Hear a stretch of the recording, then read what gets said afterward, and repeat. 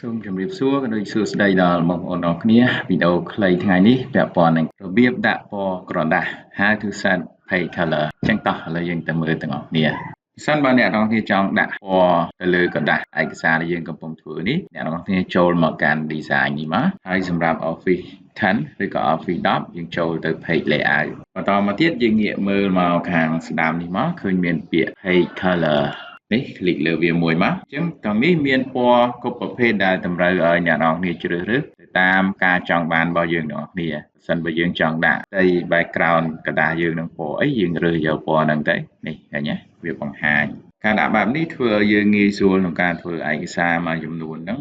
ដែលអក្សរនឹងមើលទៅអត់សូវច្បាស់យើងអាចដាក់ពណ៌ក្រដាសឬក៏ពណ៌ background กระดาษរបស់យើងហ្នឹងអញ្ចឹងវាមានភាពច្បាស់ជាងមុនអញ្ចឹងបងប្អូនទាំងអស់នេះអាចជ្រើសរើសទៅតាមតម្រូវការចង់បានទៅចង់បានពណ៌អីដាក់ពណ៌ហ្នឹងទៅហើយសម្រាប់វីដេអូថ្ងៃហ្នឹងពាក់ព័ន្ធនឹងការដាក់ពណ៌ក្រដាសហ្នឹងមានតែប៉ុណ្្នឹងទេហើយបើបងប្អូនមានចម្ងល់អាចសរសេរចូល comment ខ្ញុំនឹងព្យាយាមឆ្លើយបន្ត